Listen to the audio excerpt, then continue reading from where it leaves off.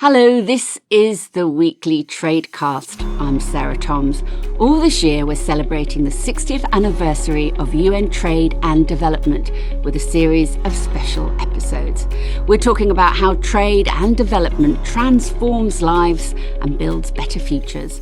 And we're looking at the big themes that will drive our vital work in the next 60 years. Coming up now? I do believe that although the situation is challenging, that there will be leadership coming from powerful country and less powerful country to work together to address the root causes of inequality and of the imbalances. And I also believe power and change can come from people. This week we have special guest Marina Ponti, Director of the UN Sustainable Development Goals Action Campaign. In 2015, UN members signed up to 17 Sustainable Development Goals, or SDGs, that range from ending extreme poverty to tackling the climate crisis. The SDGs are supposed to be met by 2030 to fulfill the promise of a better future for people and the planet. But trillions of dollars are needed to meet the targets, and efforts are faltering at a time of turmoil and tensions. Since 1964, when UN Trade and Development was created to promote a fairer economic system, the world has seen many sets of challenges and opportunities.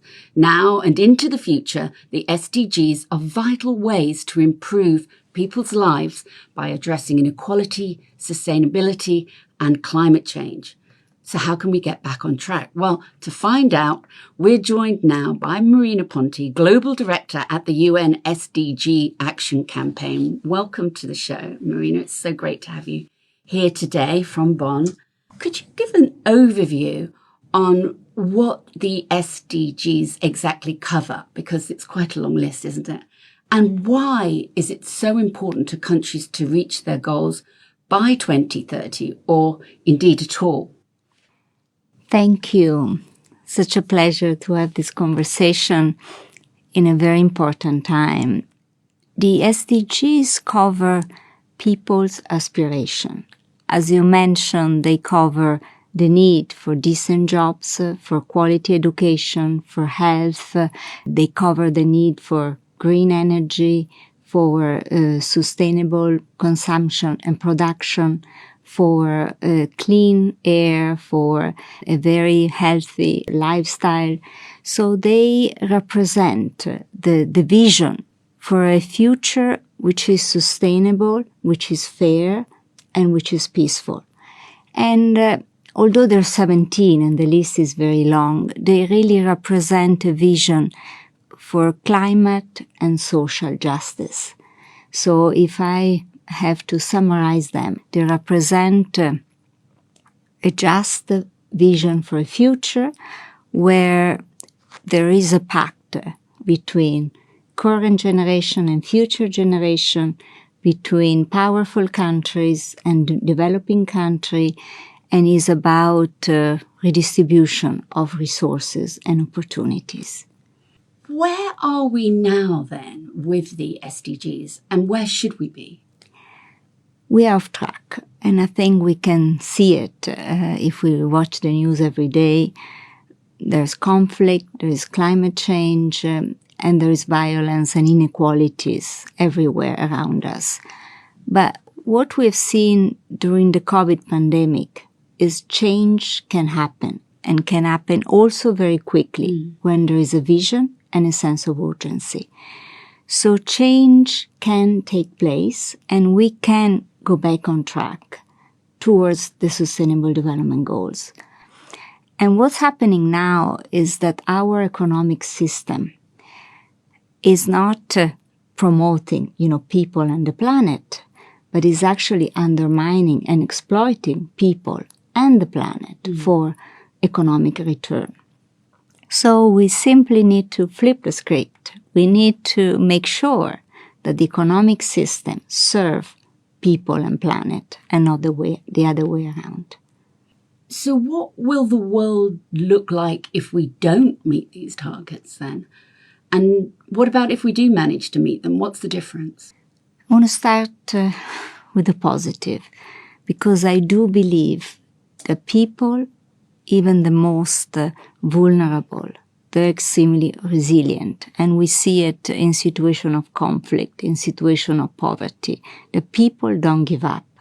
So I do believe that although the situation is challenging, that there will be leadership coming from powerful country and less powerful country to work together to address the root causes of inequality and of the imbalances.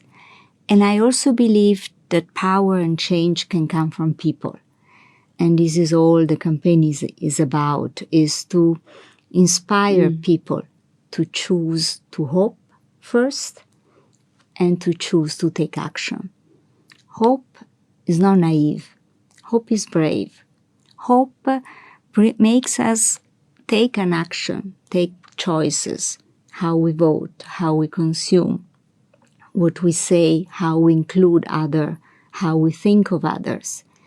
And those actions and those choices adapt to change. So if everybody takes the right action at the right time, which is now, we can likely see a world where resources are equally distributed, where developing countries can grasp the benefit of global trade, of opportunities, of technology, of innovation, where natural resources are protected and are handed over to new generation.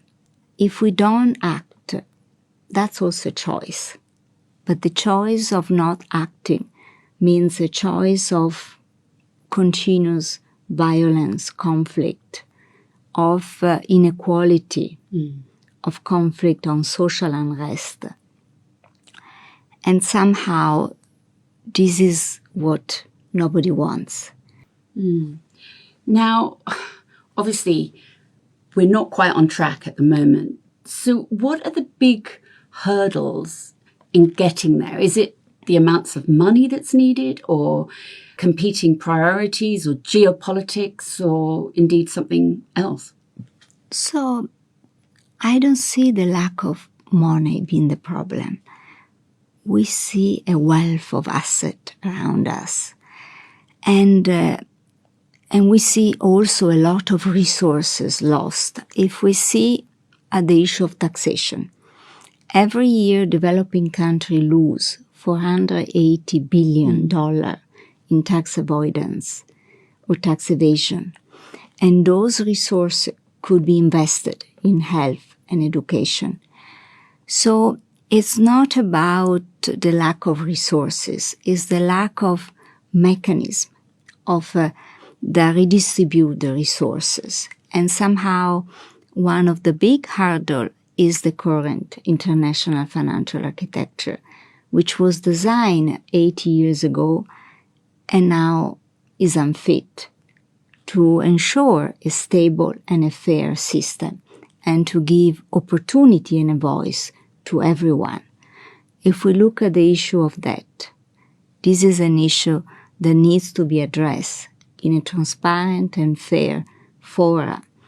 More than 40% of people live in countries that spend more on repaying debt services than on health and education. And the situation is only going to deteriorate because those governments are borrowing in a foreign currency that they cannot control. And the interests are set by institutions where they don't have a say. And if we look in the last few years, we notice additional injustice, like for richer countries, it's cheaper to borrow money on the market than for developing and the least developed country. So there are imbalances in the architecture of how the economy are run that need to be addressed so that developing countries are not dependent on handout or official development assistance, which is continue to be crucial, but they can fulfill their potential. They can access more fair trade opportunity. And again, trade is another engine for sustainable development.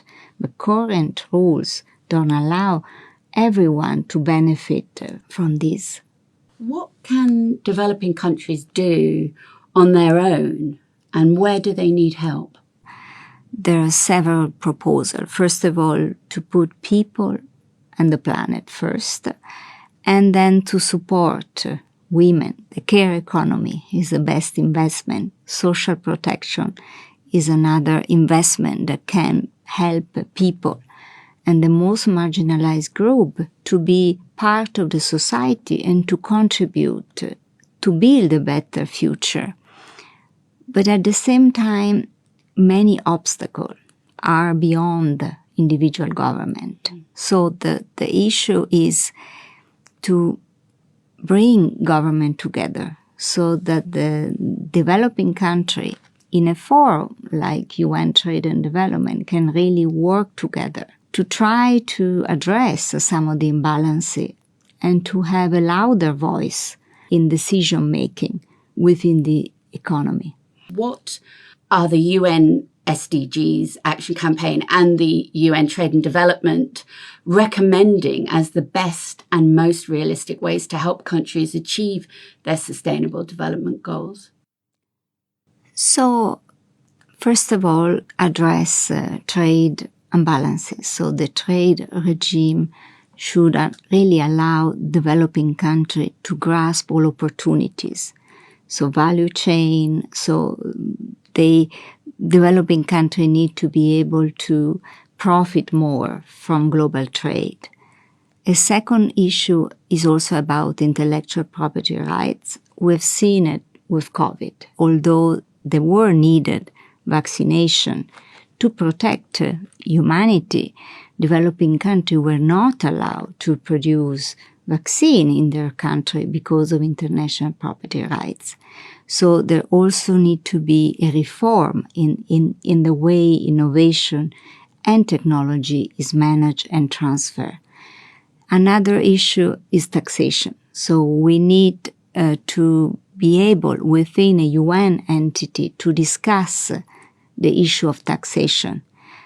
Corporations must be taxed where they produce their income. So the wealthier people need to be taxed. So we need to create mechanisms, transparent mechanisms where taxation happen and developing countries have more resources to protect the environment and to support their people. And how close are we to any of these actions? I'm optimistic. The Summit of the Future, which is happening in September, for the first time has, at the heads of state level, the reform of the international financial architecture. The Secretary General of the United Nations has been extremely explicit on the need to address this reform, on the need to give a voice to everyone, on the need to reform this architecture that is in favor of rich and powerful interest group, but not about the majority of the people, and not supporting the natural resources and the planet. So we need now to really push government to cooperate rather than compete, and to really think of future generation and to have a legacy. So we build a future that is peaceful, that is fair, a future of justice and human rights. You mentioned the Summit of the Future. What should the markers of prosperity and progress be in the future, and what do you hope can be achieved in the next 60 years? So my biggest hope is that we move away from measuring everything with economic terms. So we talk about people and the planet, but then when we list country and when we list company, we only mention their economic return. And so my expectation is that we change the marker.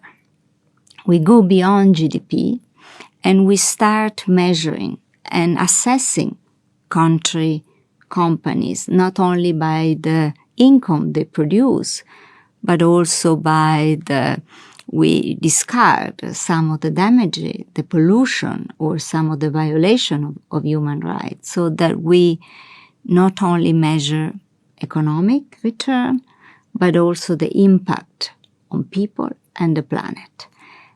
And by changing those indicators, those markers, as you said, we can change the priority.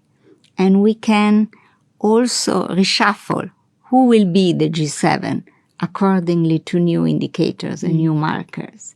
Not necessarily the richest country will be at the top. So that to me could be a transformative change that can really make this emphasis on people and planet real. And I believe that many people, particularly young generation, are changing their mindset. Money is not the only objective, and people see all the negative impact of certain economic policy and certain economic activity. So let's change the marker so then we can change the behavior and we can incentivize new journeys and new processes and new sustainable strategies. That's a really interesting concept, Marina. It's nice to end on a positive note.